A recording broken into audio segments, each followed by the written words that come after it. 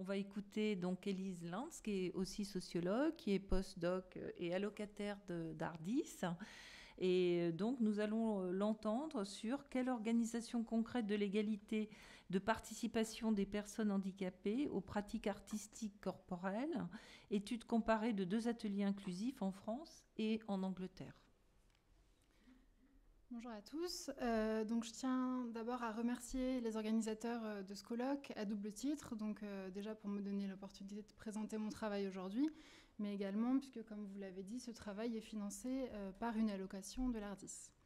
Alors, je m'intéresse, comme ma collègue, à la participation sociale des personnes handicapées.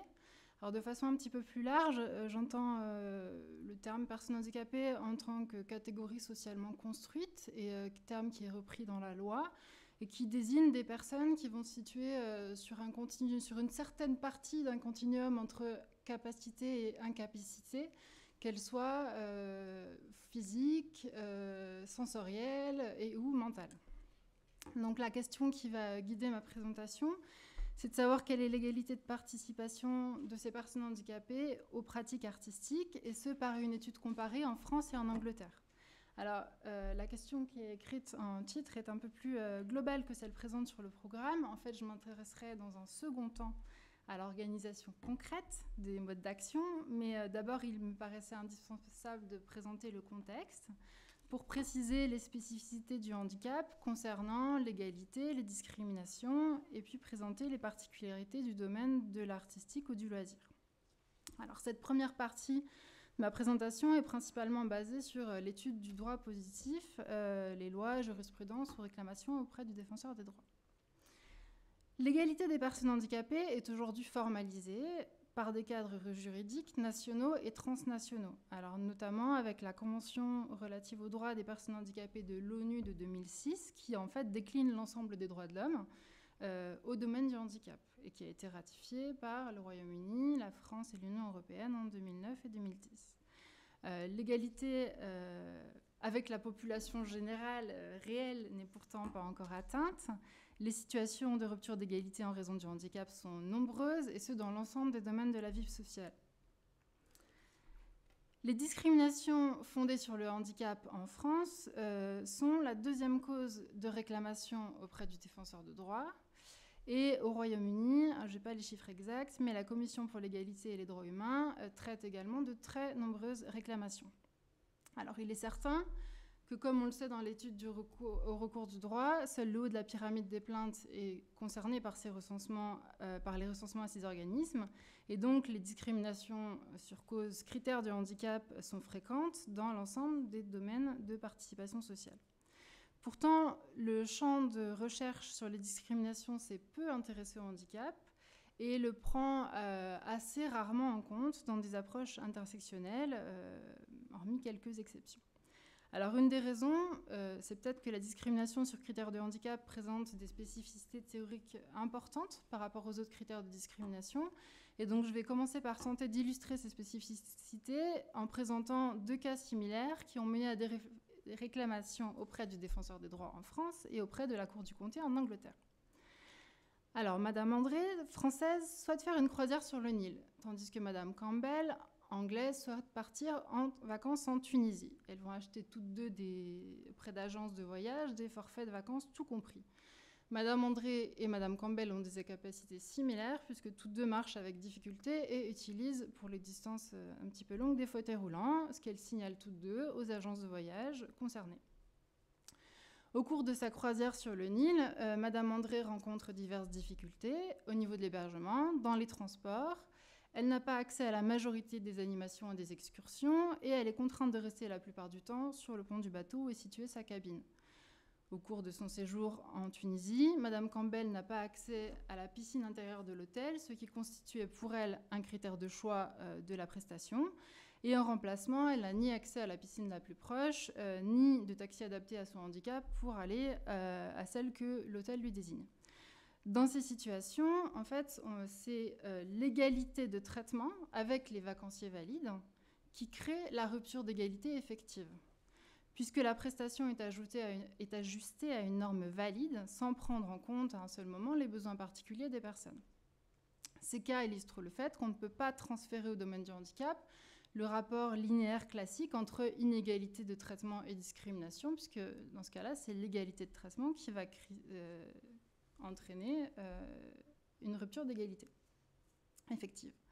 Alors, si on s'intéresse aux issues juridiques de ces affaires, le décalage dans le droit anglais et français va apparaître. On a une décision à 2 niveaux. Alors, si c'est passé. Donc, pour Madame André, en se référant au Code du tourisme, la responsabilité de l'agence est, au niveau de la responsabilité civile, la responsabilité d'engager, car elle n'a pas exécuté les conditions du contrat. Le défenseur des droits propose donc à l'agence de réaliser une transaction avec Madame André pour compenser les dommages subis. De la même façon pour Madame Campbell, en droit anglais, le juge acte une rupture dans le contrat dont les dommages vont être évalués à 140 livres. Maintenant, au niveau du droit de l'égalité et de la non-discrimination, pour Madame André, en se référant aux articles du Code pénal qui sont relatifs à la discrimination, le défenseur des droits mentionne: si en l'espèce, Madame André n'a pas pu profiter de l'ensemble des prestations concernant le séjour, certaines prestations n'étant pas adaptées à ses besoins, cette situation ne caractérise cependant pas un refus de délivrance de prestations fondées sur le handicap, l'agence de voyage ayant vendu le séjour à la réclamante. Et donc, en droit français, la discrimination n'est donc pas caractérisée. Alors que pour Madame Campbell, le juge considère que selon la loi pour l'égalité, l'Equality Act, le devoir du voyagiste est de mettre en œuvre des accommodements raisonnables pour permettre à Madame Campbell de profiter d'une piscine. Selon lui, il n'aurait pas été disproportionné et donc il aurait été raisonnable de proposer un taxi adapté à la plaignante ou de lui payer un accès à l'hôtel le plus proche. Et là, le juge va évaluer ces dommages à 3 500 livres. Donc on constate dans ces décisions un décalage très important entre les deux pays, alors qu'il y a une diffusion en fait internationale de la rhétorique et des outils du droit de la non-discrimination, avec la Convention des personnes, enfin la Convention pour les droits des personnes handicapées, qui introduit cette possibilité de traiter inégalement les individus, à condition que cela soit aux fins de garantir une égalité de fait. Il y a en fait une hiérarchie dans les catégories de population protégée et pour chaque catégorie, une application différente, notamment de la notion des aménagements raisonnables, selon les domaines de la vie concernés et selon les pays. Et donc pour le handicap, en France, c'est seulement dans le travail qu'on peut utiliser cette notion-là, alors que pour le Royaume-Uni, elle est inclue dans l'ensemble des domaines de participation sociale.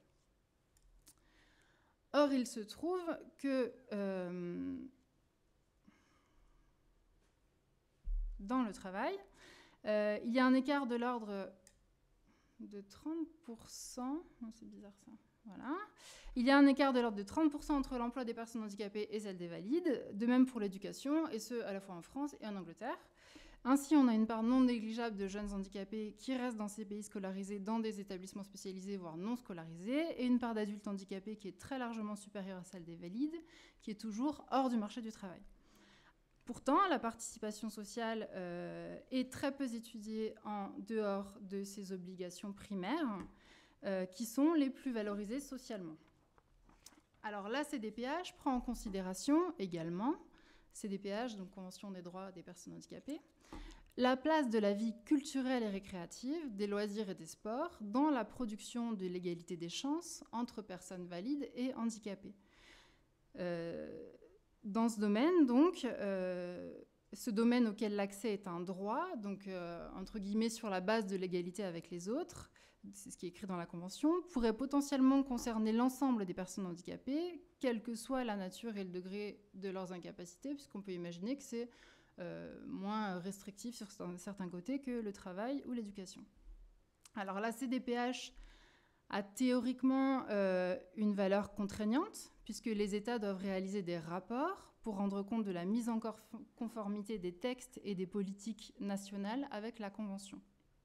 Au niveau de cet article 30, donc celui qui est en rapport avec la vie culturelle, récréative, artistique, les rapports de l'Europe, du Royaume-Uni et de la France mentionnent en fait peu de mesures politiques qui visent à rendre accessibles toutes les pratiques existantes. Le seul qui est un peu plus détaillé, c'est le rapport du Royaume-Uni et qui pose par des chiffres les inégalités d'accès aux pratiques artistiques, sportives et culturelles dans leur ensemble. Mais par contre, ces 3 rapports soulignent le soutien et valorisent le soutien financier qu'ils apportent à des programmes d'action qui concernent des pratiques artistiques ou culturelles qui accueilleraient des personnes handicapées. Donc j'ai choisi de m'intéresser à ces programmes d'action spécifiques. Alors ils ne sont pas nommés dans les rapports, mais on peut le déduire, on peut imaginer qu'ils parlent de programmes qui sont financés par des financements européens ou publics, qui sont mis en avant donc comme une réponse à l'égalité dans la participation aux pratiques artistiques. On a bien conscience que c'est du caractère expérientiel, donc partiel de ce soutien, plutôt que d'une politique qui promouvrait l'accès à tous aux pratiques artistiques dans leur ensemble. Alors donc je vais maintenant vous présenter, m'intéresser à ces 2 programmes qui permettent donc la participation de personnes handicapées et valides, et présenter pour chacun de ces programmes les stratégies égalitaires qu'on peut percevoir par 3 entrées, comment sont conçus les programmes, comment sont recrutés les participants et comment sont financés les programmes, afin d'analyser comment est concrètement organisée l'égalité de participation. Alors c'est une étude qualitative qui est encore en cours. J'ai suivi ces programmes ponctuellement depuis 2012 et puis donc plus régulièrement en 2016, et recueilli des données multisources, des entretiens, des documents de communication, l'observation d'ateliers, la participation à des réunions, etc. Alors, donc, ce sont 2 programmes d'ateliers inclusifs qui ont une particularité importante, c'est qu'ils sont calqués l'un sur l'autre. Le programme anglais, The Remix, est créé en 2007 par un entrepreneur culturel qui s'appelle Activate Performing Arts. Et The Remix propose dès cette année des ateliers artistiques mensuels et des stages pendant les vacances à des jeunes ayant différents types de capacités et incapacités, avec l'objectif de créer puis de jouer en public des spectacles. Actuellement, ce programme-là propose 3 groupes de pratiques, dont l'un qui vise à la professionnalisation. Lors d'un échange européen, donc le programme européen Pass Circus Channel, en 2012, des artistes et des responsables de la médiation culturelle qui sont missionnés par La Brèche, qui est un pôle de coopération culturelle français, vont se rendre en Angleterre pour découvrir The Remix, et de retour en France, ils vont créer le programme French Remix sur le même modèle, et qui accueille actuellement des jeunes qui sont répartis en 3 groupes d'âge avec des objectifs similaires, c'est-à-dire créer et puis jouer des spectacles lors de différents festivals. Alors, quelles stratégies sont perceptibles déjà dans la conception initiale des programmes ? Les initiateurs des programmes font appel à des compagnies artistiques locales pour co-organiser les programmes et pour mener les ateliers artistiques. Les directrices artistiques des 2 compagnies ont des parcours professionnels qui sont liés à la fois à l'artistique ou au handicap, mais ceux de façon très différente. Alors, je vous ai mis les en-têtes qui sont sur leur site internet aussi pour voir le décalage entre les 2 compagnies. Donc, en Angleterre, Activate fait appel à Claire, qui est une artiste qui a évolué depuis ses 18 ans dans des compagnies de danse et de théâtre inclusif, et qui a créé une filière universitaire dans l'artistique qui est spécifique aux personnes ayant des déficiences intellectuelles. En 2005, Claire a créé sa propre compagnie, Diversity, dont l'objectif est donc, selon elle, de travailler sur le changement social à travers les arts performatifs. Il est intéressant de noter aussi que dans cette compagnie, le co-directeur artistique est un artiste qui lui-même est handicapé, et que dans les personnels de la compagnie, il y a plusieurs personnes handicapées. Ainsi, donc, de ce côté-là, ce sont des militants de l'inclusion qui sont recrutés pour mener ces ateliers. En France, La Brèche va faire appel à Christine, qui participe à des projets artistiques depuis son adolescence et qui, parallèlement, est institutrice spécialisée auprès d'enfants handicapés en institut médico-éducatif. Christine a créé sa compagnie de théâtre amateur en 1999. Elle mène des ateliers qui visent à la création de spectacles avec des enfants et des adolescents. Et elle séparait jusqu'alors ses activités artistiques pour les enfants valides et ses activités d'enseignante spécialisée pour les jeunes handicapés. Ainsi, si les Anglais vont faire appel à des militants de l'inclusion dans le champ artistique, les Français, sachant qu'il n'y avait pas dans la région de personnes spécialistes de l'inclusion en France, vont faire appel à quelqu'un sur la base de ses qualités artistiques, mais en étant aussi rassurés par ses connaissances du handicap. Alors maintenant, deuxième point, quelles stratégies égalitaires vont être présentes, perceptibles dans le recrutement des participants? Alors, les deux programmes utilisent la notion d'inclusion, mais si elle signifie pour les organisateurs la coprésence de personnes ayant différentes formes de capacités et incapacités, ou de personnes handicapées et non handicapées, on s'est demandé comment sont identifiés et sont catégorisés les participants et quels sont les moyens d'atteindre cette inclusion. Alors, pour The Remix, donc, au départ, l'initiative visait à favoriser la rencontre de jeunes handicapés et non handicapés pour une pratique artistique commune. Et actuellement, les pratiquants sont majoritairement handicapés, puisque environ 2/3 du groupe ont différents types d'incapacités mentales et ou motrices. Ils sont recrutés par l'intermédiaire des services aux personnes handicapées du comté, des affiches dans des écoles ordinaires et dans des écoles spécialisées, et le bouche à oreille. Pour French Remix, en 2013, au début du programme, donc en rentrant de l'Angleterre, la première idée, ça a été de réunir 2 groupes de personnes qui pratiquaient déjà le cirque au sein de la structure. Alors, c'était des enfants du quartier qui pratiquaient avec la MJC locale et un groupe d'enfants qui était accompagné par un pôle en santé mentale, un groupe de jeunes enfants majoritairement autistes, qui donc ont été réunis pour la création d'un spectacle commun. Puis à la rentrée suivante, les jeunes de l'atelier de la compagnie artistique donc, que je présentais, Eni Eni, ont rejoint ce programme-là, donc avec un groupe de jeunes d'un établissement spécialisé et puis les jeunes du quartier, pour créer donc, ce groupe mixte.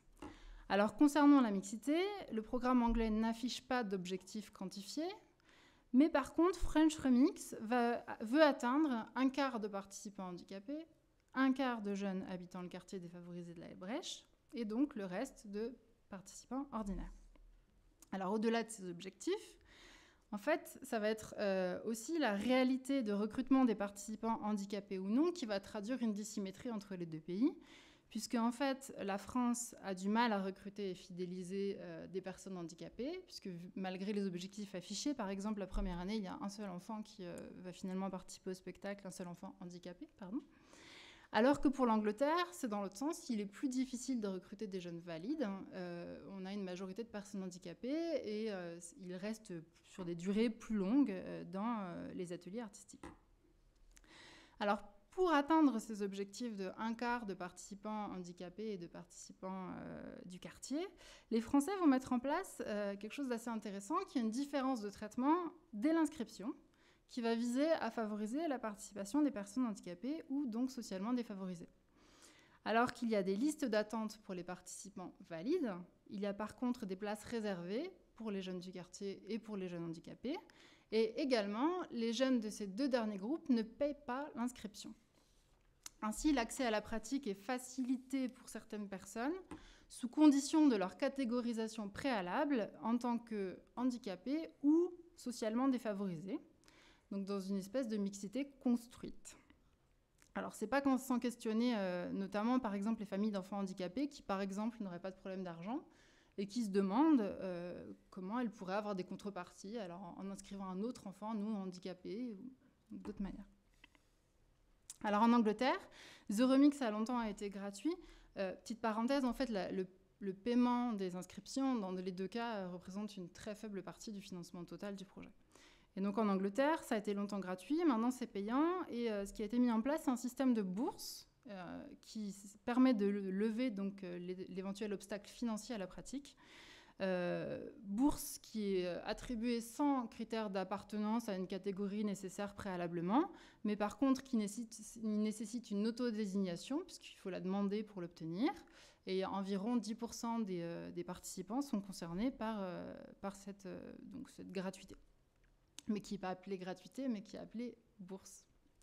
Donc on voit apparaître certaines spécificités nationales, puisque l'importation en France d'un modèle anglais a donné lieu à la fois à une redéfinition du paramètre des bénéficiaires, en ajoutant les jeunes des quartiers défavorisés, mais également un traitement particulier dans lequel, d'un côté, il faut appartenir à une catégorie préalable pour obtenir un traitement différencié, alors qu'en Angleterre, il faut s'autodésigner. Au-delà de ces spécificités, il est important de noter par rapport à la notion de l'inclusion qu'aucun programme n'affiche la volonté d'une représentativité qui serait proportionnelle à celle des personnes handicapées ou des personnes défavorisées dans la société. Il semble en fait que l'équilibre recherché ou atteint se situe plutôt dans la représentation importante de la diversité des individus et surtout dans la création d'un espace d'opportunité particulière pour les personnes handicapées afin de compenser les inégalités que ces personnes vivent par ailleurs. Alors, mon dernier point, comment ces stratégies sont perceptibles dans le financement des programmes. Alors, le périmètre des bénéficiaires que nous venons de présenter, en fait, sont influencés assez fortement par les dépendances vis-à-vis des partenaires financiers. Dépendance d'autant plus forte que ce que je vous ai expliqué, c'est que ce sont des programmes qui ont des visées ambitieuses de création de spectacles qui ressemblent à des spectacles professionnels et donc autour desquels sont mobilisés des artistes professionnels et énormément de choses qui coûtent quand même pas mal d'argent. Donc les initiateurs et porteurs principaux des programmes La Brèche et Activate que vous avez au milieu, qui sont réunis par le programme européen, ils sont tous deux financés par les pouvoirs publics à l'échelon local, régional et national pour leurs activités principales, pour leurs missions artistiques ou culturelles. Pour French Remix, donc pour les Français, l'obtention de financement public complémentaire en fait, va être réalisée en déposant des demandes séparées. Alors, ils vont déposer un projet de jumelage avec l'Institut médico-éducatif de la ville. Ils vont proposer un autre pour la culture pour les jeunes défavorisés.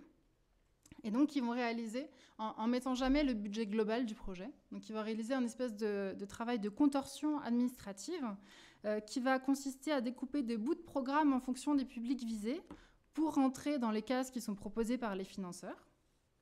Et notamment, et ensuite, l'obtention de ces financements publics, c'est un prérequis à l'obtention de financements privés de fondations, qui, elles, vont plus jouer le jeu du programme inclusif et proposer des programmes aux thématiques plus larges, comme par exemple la participation citoyenne ou enfance culture.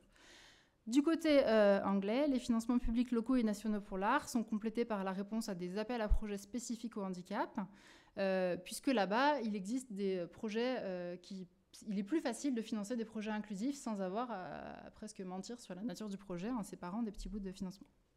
Donc on voit que les politiques publiques influencent fortement le fonctionnement administratif des programmes. Et il est intéressant de constater que ces programmes qui sont à la fois mis en avant comme étant innovants par le ministère de la Culture française et par les instances françaises, ne peuvent pas être financés tels quels, en tout cas par les lignes budgétaires françaises publiques, qui séparent les champs d'action, culture, action sociale, jeunes, handicapés, etc., etc. Alors que les financements anglais paraissent moins segmentés et mieux permettre ce genre de programme.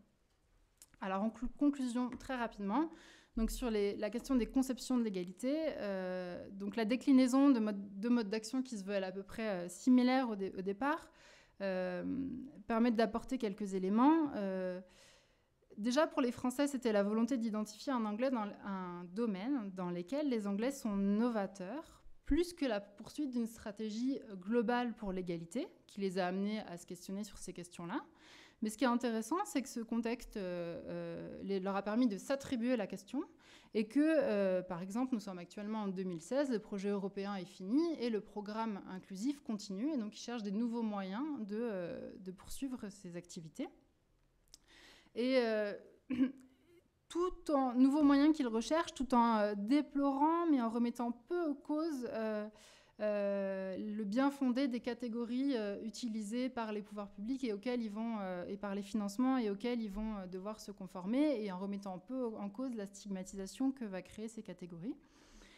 Et du côté anglais, donc ça s'inscrit dans une mobilisation beaucoup plus large en faveur de l'égalité, puisque au-delà de leur programme, par exemple, la compagnie Diversity a créé une cartographie des lieux de pratique dans tout le Royaume-Uni, en appelant 300 compagnies pour savoir si elles accepteraient ou pas des personnes handicapées dans leur pratique. Donc ça force aussi les gens à se poser la question.